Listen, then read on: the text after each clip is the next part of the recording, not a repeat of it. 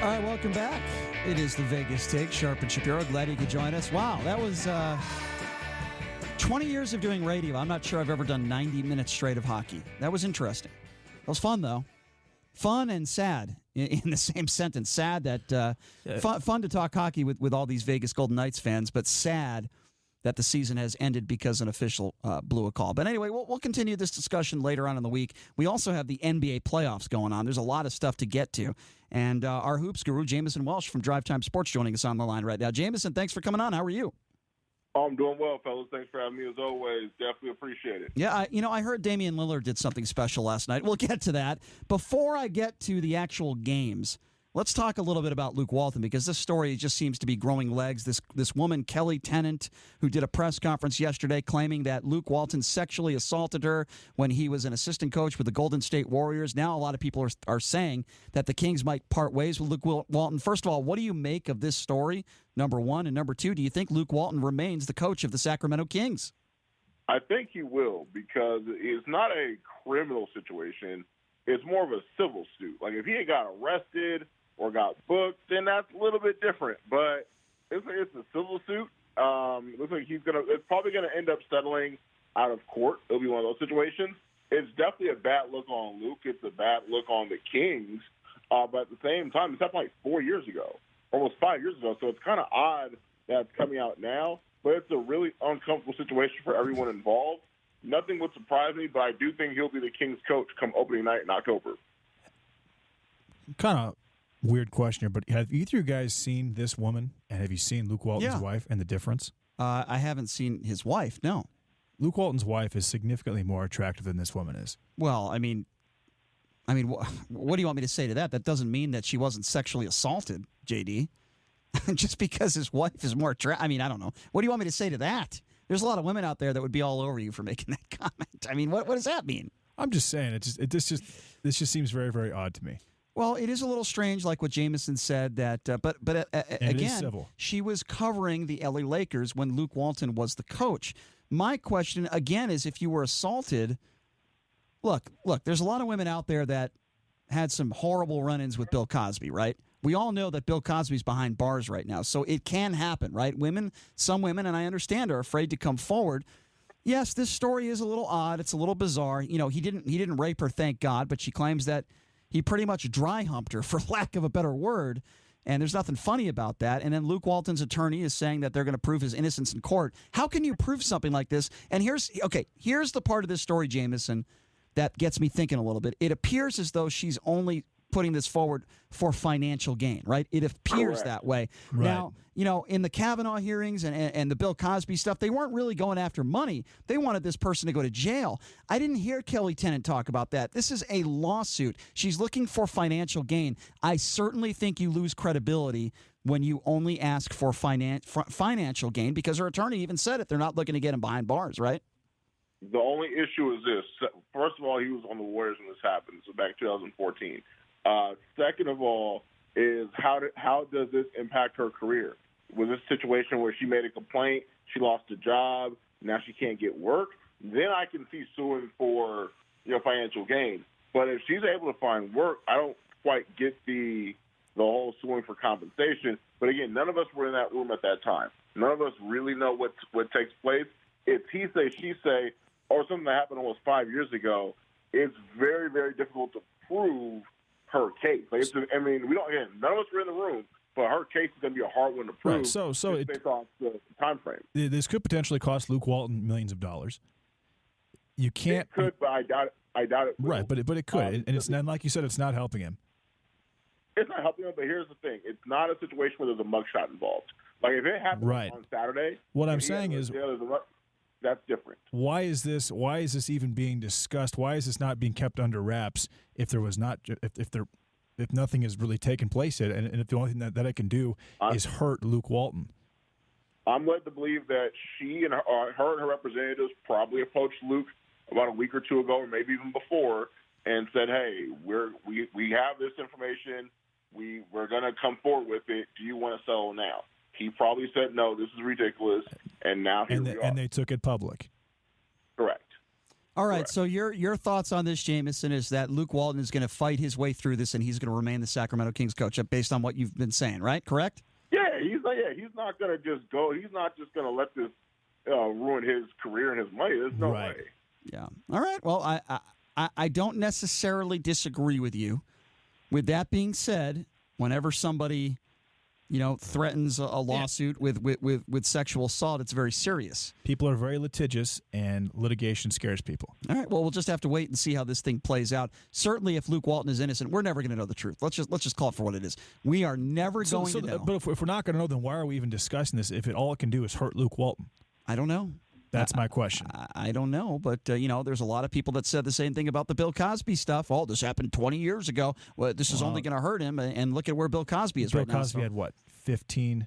There are more. Yeah, significantly more. A totally different situation. Last I checked, in Luke Walton's past, I don't think he's ever been. He never has. In these types of situations. He's clearly happily married. Yeah. He has a family. If I'm him, I hold a press conference today and I say, you nip it in the bud. I am going to sue this woman for defamation. It is completely not true. Why has Luke Walton not done that, Jameson? He may not have to. That's the thing. One, he may not have to. Two is, honestly speaking, this is a weird situation because something happened 4 years ago. That's really, really tough. Like, honestly, his attorney's probably saying, hey, even if something did happen, I'm going to beat this case. Because, again, you can't prove anything. Unless there's video evidence, you can't prove it. And not only that, but she was in his hotel room. That is true. Why was she in his hotel room? Well, there's no law that says she can't be. I understand that, but that implies some degree of consent. Well, here's the situation. She was in there. Either he was forwarding a book for her. So that was like a work relationship, and supposedly he took it too far.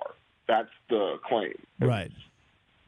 All right. Well, again, we'll have to wait and see how this plays out. I think it is almost impossible to prove, but I think we all could agree on this. We all could agree on this. If they settle out of court, then I'm going to believe that there is some guilt. We'll have to wait and see what happens. Or he just doesn't want to deal with it, just like Cristiano Ronaldo settled out of court when he was accused of sexual assault. So here's the thing, too, Ryan. Like, the NBA and the Kings want this to go away as quickly as possible. Right. And if that means settling out of court, that's what it means. It doesn't matter if you're innocent or guilty. It means this needs to go away quickly. You don't want this. You can't go to media day and have him answering questions about this. Yeah, all right. Fair enough. Again, we'll have to wait and see how this thing plays out. Last I heard, by the way, I think somebody scored 50 points last night. I think his name. I think he plays for the Blazers. Tell me, Jameson, who was this that scored 50 last night? What happened? It's the second best point guard in the league. His name is Damian Lillard. A lot of people don't recognize him or don't know him that well because he plays in the Pacific Northwest. But he's been very good for a long time. Last year he was a little bit banged up versus the Pelicans, and things didn't go their way. This year he's healthy, and he's playing at an elite level like he usually does. This is not a surprise to me. It's a surprise to a lot of people, but it's not a surprise for me at all. Here's the situation. Damian Lillard is probably the best leader in the league. Just leader. Very few guys want to stay in a small market. Portland's a very small NBA market. A lot of fans, great tradition, but it's a small market relative to Golden State, LA, New York, etc. Most guys with his resume would have looked to bounce. So it's always impressive to see guys stick it out and make it work there. But also, he's made a lot of guys better. Like Al-Farouq Aminu has gotten a lot better. Mo Harkless has gotten better. Nurkic has gotten better. CJ has gotten better. So he's been a huge leader for that team. And for him sticking it out and taking all the criticism and slander from last year, taking on the chin and getting better, you have to appreciate that. But also, here's the thing, too. Terry Stotts is probably the most underappreciated coach in this league. Very, very good coach, very good offensive schemes. His teams are usually always in it. He's just happened to break through versus just as good, if not better, talented team in OKC. So it was good to see. It was a really fun series, even though it was short. But Dame dropped the last haymakers. Yeah, it was unbelievable. Now, what do you make of Paul George after the game saying that was a horrible shot? Do you think that was a horrible shot? So here's the thing. In theory, it is. But there's a handful of guys where it's not. Damian Lillard practices that shot. I remember 2 years ago, one of his business managers on Twitter, at Jones on the NBA, he was like, I need to suggest Dame shooting further out because it opens up the offense or it spreads out the defense and it makes it a lot easier to run your plays because the defense has to account for guys shooting from 27 feet, 30 feet. He's one of the few guys that can make them. Now, you don't want every guy shooting from out there, but the Stephs, the Dames, Trae Young is a guy that can get it from out there. Of course, Kevin Durant's ice last 2 finals from deep threes. Kyrie Irving. There's a few guys where if they're shooting from there, that's okay. That's okay. You'll live with it. And Dame is one of those guys where he has in the gym range. If he's in the gym, you better watch him. Yeah, no doubt. That's Jamison Wells, Drive Time Sports, joining us, our hoops guru. All right, so let's talk a little bit about Mr. Donovan, Coach Donovan. Does he weather the storm here? Is he the coach of the Oklahoma City Thunder next year? So here's the thing. I think he will not be. It's not all the way his fault. I blame Sam Presti more than anyone. This roster has no outside shooting, and they've had very little outside shooting for the last couple of years now. Ever since Kevin Durant left, they've lacked outside shooting. When you have a player like Russell Westbrook who can get to the hole at will, you need some guys that can keep that floor spread, and they haven't been able to do that consistently. But I think they're going to be in for major change. Whenever you have a high payroll and you don't play in May, this is going to be a problem, and this is where we're at. OKC's probably going to have to move Steven Adams. They're probably going to have to do something different at the center position because you just can't have a big, slow guy making a bunch of money. So I really think they're going to go in a different direction. I think that you're going to have to improve the roster because Russ is there for 4 years, $171 million. He's not going anywhere. But here's a sneaky thing. Paul George has a opt-out after next season, if I'm not mistaken. Something to keep an eye on. What do you make of Russell Westbrook throughout the playoffs? I mean, he's done this for most of his career. He's not really a very talkative guy when it comes to the media, but you're up there doing press conferences, and you're asked questions, and his response to many of these questions is next question. I just find him to be very disrespectful towards the media. Now, take it, some questions are dumb, and I get that. You want to ask the next question. You want to answer the next question. I get that. But why is Russ so bad with the media? So here's the thing. A lot of small market teams enable this stuff because a lot of small market teams, what happens is they're the only show in town. In Oklahoma City, the Thunder are the only pro team there. So, this stuff happens. In San Antonio, it's similar. Milwaukee, it's similar. Utah, it's similar. So if the guy doesn't want to answer questions or if he feels a certain type of way, then that's what it's going to be. It doesn't make it right, but this happens in a lot of places. Kawhi Leonard didn't have to talk a lot in San Antonio, and the team wasn't going to force him because they're the only show in town. With that being said, this thing for Russ kind of backfired because this guy became popular. This guy's doing other people's shows. He's getting TV appearances. He's getting featured articles. This guy's just a random media member. So I don't think Russ intended for that to happen, but everyone has their own approach when it comes to media. Me, personally, I don't get offended. A lot of people get offended when guys don't answer certain questions or guys act a certain way. I personally don't get offended, but here's the thing. The trade-off is this. Most media members vote for MVPs, awards, and eventually the Hall of Fame. It's a big trade-off. If you don't have a relationship with the media, if you're a borderline guy, you can't go beg the media for votes at the end of the day. So it's a very tricky dynamic there. Jamison, is Russell Westbrook the most overrated player in the NBA? No way.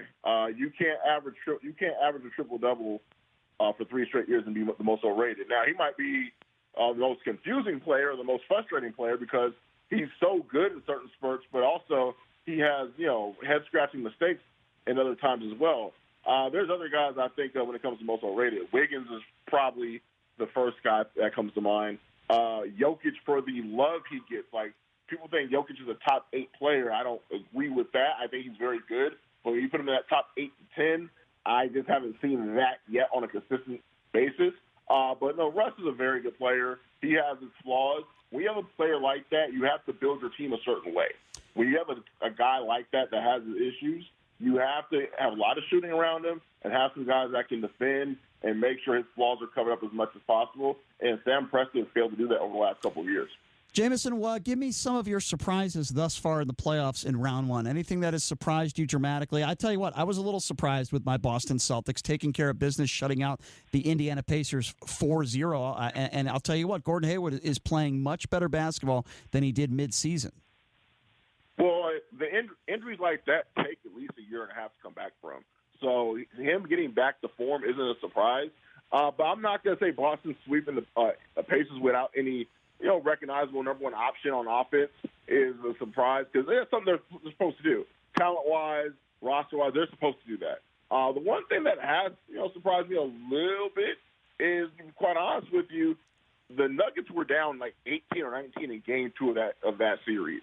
And for them to be up 3-2 right now is pretty shocking because the Spurs hit a couple more shots in game 2. This series is already over. But for them to battle back, be down 2-1, and to be up 3-2 with a chance to finish that series on the road tomorrow night, that's probably the most surprising part. I didn't think they'd make it. I honestly didn't. I thought they were too young. I thought they had some issues. Jamal Murray had a hell of a fourth quarter in game 2, and that the rest has been history. Do you still think right now, as it stands, certainly the Golden State Warriors are the team to beat? I guess I'm stating the obvious here, but it certainly also looks to me that the Houston Rockets look like they're a team that is on a mission this year. They are on a mission, but they almost let the Jazz beat them tonight. So I'm not going to go that far just yet. I have to see it. It's very difficult for me to see a team that's so one-dimensional like the Rockets that shoot so many threes, and that's all they rely on. They don't have a second thing they do on offense to get good looks. It's threes or bust, and eventually that doesn't work. As this series has wound down, their percentage from three has gone down also. So I'm kind of curious to see what kind of plans and what kind of wrinkles they have. The Warriors are so good. They have their main guys on the perimeter are so good at attacking lower-level defenders. It's going to be interesting to see what Houston does. But I have the Warriors winning that series fairly easy. It wouldn't be surprised if it's a 4-1 series for the Warriors next round. Give me a second-round matchup or a potential second-round matchup that you think is the most interesting or will be the most interesting. Well, this is a someone-got-to-go matchup, and it's Philly versus Toronto. Yeah. Both teams went all in. Both teams have really high pocket pairs right now. They all went, Toronto got Kawhi. They traded DeMar, got Kawhi. Philly traded their future picks to get Tobias Harris and Jimmy Butler. Both teams are all in with high pocket pairs. We're going to see who wins. I think that's the most intriguing series because both those teams have championship aspirations, and one team's going to be out in early May. And that is not what a lot of people are looking forward to. So that's going to be interesting because somebody's going to be disappointed in 2 weeks. And I think it's going to be Philly, but I'm not quite sure just yet. I need to do a little more research, but I think Philly's going to come up short in that matchup. And isn't that another coach that you would say it's fair to say that is on the hot seat? He is, because he's been rewarded because they tanked so much. They believed in the process and all this and that. So he was rewarded for sticking it out for that whole process. With that being said, if they don't get out of this round, he probably has to go because you only have a certain amount of window. Joel Embiid is always hurt, and we don't know how long he's going to be able to play at an elite level. You're going to have to maximize whatever you can get out of him at this moment. So you might have a 2 or 3 year window of elite play from him. You got to get a guy who can coach him up and get him ready because right now they don't look as good as they should. With the talent they have, the roster they have, the way the game is played, it seems like their guys can be utilized a little bit better. I like to see what a coach can do with Ben Simmons, even though he has a shooting liability. It'd be nice to see how a coach can unleash him because he has a lot of talent that can be used a lot of different ways. Let's go over a few games, a couple of the spreads that are out. Get your picks on those. So, that, of course, the Nuggets are going to be playing the Spurs tomorrow. This will be Game 6 in the first round, and the Spurs are at home, and they're favored by 3, total 208. What do you think about this one tomorrow night? I don't know if Denver can close them out on the road. I don't know if they have those chops just yet. That's a very tough task, a veteran team at home. I think San Antonio wins and covers tomorrow at home. All right. Let's go to the second round of the NBA playoffs. Let's go to the Eastern Conference. Line is already up. This game will be played, by the way, this Saturday at 10 a.m. in the morning Vegas time. Wow, that's really early. My Celtics on the road against the Milwaukee Bucks. Bucks are favored by 8, the over-under 224. That's a lot of points. I'd probably take the under, and I'd probably take the Celtics covering that. Why is that total so high? I agree with you. I mean, usually the Celtics. Well, that's kind of crazy. I know the Bucks score a lot of points. Milwaukee scores a lot and gets a lot of threes up. So and they've been scoring a lot in this playoffs as well. They've been getting to 110 plus very easily versus Detroit, and the Celtics have been able to score a lot as well. So I see why the total's high, but in the playoffs with 2 really good defensive teams, I see that total going under, and I see the Celtics covering. Not necessarily winning the game 1, but definitely covering. But covering. That's going to be a close game. Yeah. 76ers against the Raptors. We were just talking about the 76ers again. This is a doubleheader. This will also be played on Saturday. And the Sixers on the road playing the Raptors at home. This spread's a little more tight. The Raptors favored by 5, 5.5, depending on where you shop, where you go. The over-under 223. That's a good one. That's a very good number. That's the number I'd put it at if I was a odds maker. Give me, you know what? Toronto was horrible in game 1. Give me Philly. Give me Philly with the points, and I'd probably take the over. All right, there you go. Jamison Walsh's picks right there from Drive Time Sports. Hey, Jamison, always appreciate it when you take some time to join us. Why don't you give out a little bit of information on how people can follow you on social media? Here on social media, at the Jamison on Twitter. You can see all the postings I do for radio. I have like 6 segments a week all over the country, so they usually get retweeted on there, and also on Facebook at Jamison Welsh if you're on there. So always appreciate you, Brian, for always having me on. We've been going strong for like, I think 6 or 7 years now. It's been a while, longer than any relationship I've ever had, that's for sure. No comment. No comment. Jamison, always appreciate it, my man. You're the best. Thanks so much for coming on. Thank all right, you. There you go. Jamison Welsh from Drive Time Jamison. Sports joining us. And always does a great job. Hoops Guru. You know, we got hockey gurus. We got Danny Negreanu. We got Jamison Welsh. We got a lot of gurus. We got the golf guru, Dennis Silvers. We have a lot of people that have their niche, right? Jamison is one of them. Man, does he know his basketball. So here's a sad story. You want to hear this?